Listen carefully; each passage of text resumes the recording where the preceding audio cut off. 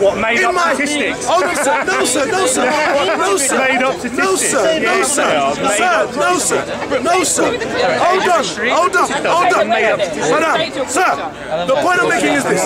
In my documentary, there's a Muslim woman who wears the niqab. In the film, what she said is this. Because when she was confronted with the same argument that they're forced to wear it, she said, I am French. She said, I converted to Islam. She said, her husband doesn't like her wearing the niqab. She said she chose to wear the niqab because when she came out the mosque, she saw men looking at her and she didn't like the fact that men would stare at her. So she wore the niqab. It's only by choice. You don't give big shots to explain what that I'm not wearing the niqab. In fact, some English women, by law, should wear the niqab.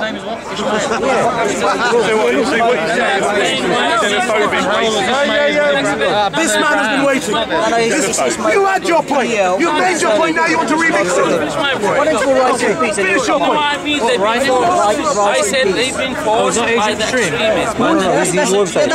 But they're forced by the extremist ideology. All women wearing the niqab, they are Wahhabis. They're not Shias, they're not Hanafis, they are Wahhabis. Or the means the extremists. What's Wahhabi mean?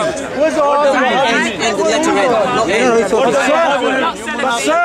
But sir, the niqab has become a cultural value for some Muslim women. The niqab and the burqa has become a cultural value for some miniskirt for Western women. Of course, but no one's trying to ban the miniskirt. That's the issue, sir. No one banned the miniskirt. Who's tried to ban it here? Who's tried to ban it here? Who's tried to ban it here? Have you heard the statement from Jack Straw where Jack Straw said he will not deal with any of the Sir, but we're saying we're having a discussion. That's what we're having here. Sir, what we're having. Yeah, you're right. That's exactly what we're doing here now. Should be open to discussing. So what's wrong with Jack Straw mentioning it? We're discussing it. No. You're saying it's a problem. No. You just said it's a problem that Jack Straw mentioned it to have a ban. Sir, I'm not a Muslim. Why do you assume I'm fighting?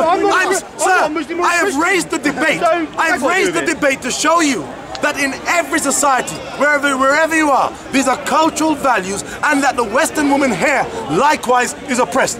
Why don't we talk about banning high heels? It's uncomfortable to wear. Hold on, sir. Let's talk about it. So let's talk about it. Sir, I believe, I'm always telling my girlfriend to stop wearing silly shoes. High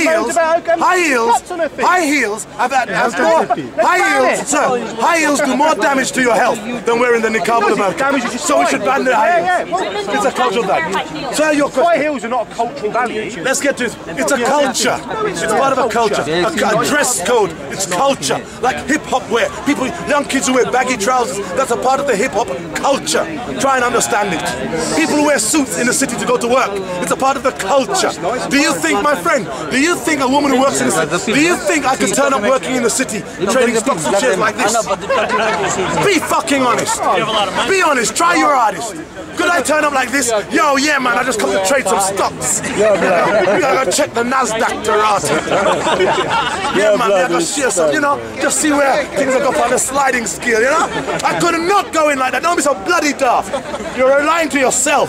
You're deceiving yourself about cultural values. The suit and the tie is a cultural dress code of the city. Yeah. It's a cultural dress code. No, it's not. Oh, no, it's not. No, I suppose British imperialism. Yeah. What's the cultural dress code of British imperialism? Oh, you said what? Cultural dress code? Of British imperialism? Yeah, of British imperialism. Not of the city. My friend, you guys are scratching where you don't itch. Western society, not Sir, can we now hear from intelligent people? Yeah. Excuse me, sir. We're now opening up the debate to intelligent people. Yes, sir. Your point is more. He's joking. I'm not joking. And they know it. Isn't the big mistake working in generalities? I agree. What I mean is, even across Muslim women, some Muslim women may believe and may feel that they don't want to wear the hijab. Some Muslim women may feel that they don't want to wear the hijab or the burqa. But because of their religion, because of their culture, they need to. Whereas other women, they may want to. Perfect. And listen to the question. Listen to the point. He said, couldn't it be that some Muslim women don't want to wear the niqab, don't want to wear the hijab, or don't want to wear the burqa, but because of their culture, because of where they live, they're actually forced to wear it? And that takes the dynamics somewhere else. Because then we are talking primarily about the rights of that woman, those women, in a particular culture, whereby it is enforced upon them that they must dress a certain way. And that is wrong, and that is what we should fight down. So I'm saying to you, let's move away, understand it. I'm saying to you, look at where I'm going with the arguments. It's not to say that all Muslim women should have the right. I'm simply saying that we should debate it upon point-by-point basis. And you raise a very, very good point. I think it's wrong. In fact, more so than just Muslim dress codes. We can talk about the rights of certain states which are very oppressive. And you can't just label that as Islam.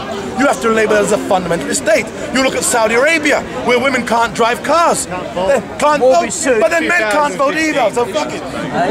Well, I'm saying to you, Honor Sir, I'm saying to you, we fight the particular law where it stands, but don't, as he says, have a broad sweeping generalization, because we'll come into the same problem we had when I mentioned France. And so, well, they banned the burqa in France, because France as a society cannot say that you should be free to wear what you want to wear, do what you want to do. Yet at the same time ban a burqa, because then it is oppressing women who choose to wear it. It may liberate those who don't, in his argument, but it oppresses the minority who may want to wear it. Sir, are you staying with this? Due to and the influence of our own personal identity. For example, if you had a woman who dressed with a hijab. For example, if I had a woman who dressed with the hijab, and you had a Western woman who dressed in Western clothes. And I had a Western woman who dressed in Western clothes. The two mentalities, the two involvements in deciding how you will... The two involvements as to how you decide how you portray your appearance. Those differences alone create... Those differences alone our own identity. Create our own identity. Sir, I totally agree with you. And now what you've done is, in a beautiful, intelligent way, you brought it back to us as individuals. Irrespective of whether you're male or female, he's talked about dress codes and patterns, saying, what individual rights do we have? But look at ourselves, and look at the images we're trying to portray, and we actually, when we choose what we wear, we're not that creative. Some people are, to design their own stuff or wear what they want to wear. But generally, just like religion, we pick from the shelf of what's out there. What image am I trying to portray when I dress like this? And you ask it, it's about identity. What made me wear my hat today like so? What made me, I always wear my gold chain, which I made myself, incidentally. Very nice taste. Thank you very much. What image, what am I buying into? And sometimes you may see me dress a lot more conservatively. And when I dress more conservatively, I actually feel different than how I feel now. You're wearing a jacket, and you look very smart. You look very smart. Anyone might think, along with those spectacles, that you're intelligent until they get to speak to you, and then they realise otherwise. No, I'm bugging. We can rib each other. We can joke with each other. But that's the reality. It's the nail on the head, because we do pick from the shelf. Imagine, and let me bring about this overall synopsis, because I believe what we are practicing here, when we talk about banning the hijab, the burqa, or the niqab, it is cultural imperialism. Because when you went to Africa, I was running around naked. Some parts, I know many of you Africans think, oh no, not all of us. Well, I was. We ran around naked in Africa, some of us. Oh no, sir. In some parts of Africa, we ran around naked. Westerners arrived in Africa and said, look at your nakedness. It's away from godliness. Put on some clothes. So we put on clothes and now look like you. After you left Africa, you went to the Middle East. And you saw Muslims and Muslim women. You said, oh, look at you. Oh, you're wearing too much. Take some off. And so the cultural imperative is that you are trying to get everyone, sir, look around, sir. You are not, when you see people from around the world, you are no longer seeing the cultural dress. The narratives have gone. The days of David Attenborough going to some remote place to find a people dressed in their own culture.